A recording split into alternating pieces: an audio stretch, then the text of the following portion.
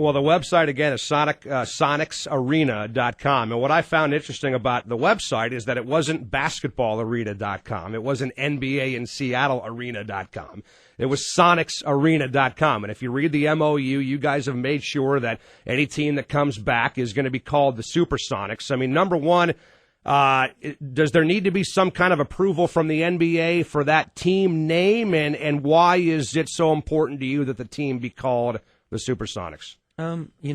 It's our legacy. Mm-hmm. So we have 40 years of history with the Sonics. I think, everybody here would like it to be called, the NBA team to be called the Sonics. And so, I think that's relatively easy and straightforward. It's no different than the Browns returning to Cleveland. Sure. So by Chris Hansen using the Cleveland Browns as a comparison, he actually doesn't have the proper handle on this most important Seattle Sonics point, right, John Clayton? Well, the one thing is, there's not going to be any expansion, so there's not going to be, any chance that Cleveland can get a franchise like that. It's a matter of can they get another franchise. That's where the problem is. At least it happened in a time in the NFL where they still had enough room, they felt, to try to add teams, and so that's why Cleveland got a franchise. The difference is here, there's no guarantee. There's not going to be any expansion. In many ways, I think if David Stern had his way, he'd like to contract.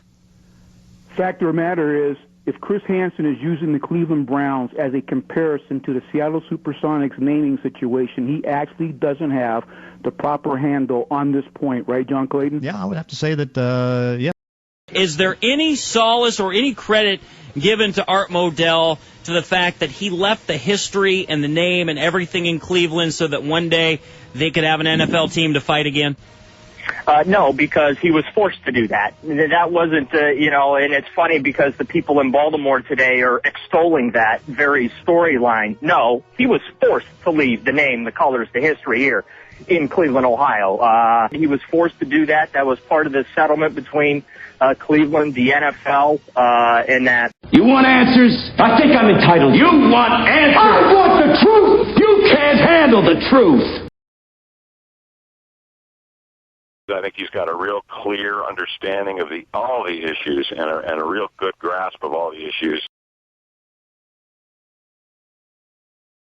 Listen to the effortless way that Commando Dave got in a nice plug for a fun site, which is WeTheFans.com. Oh, he's a master at it.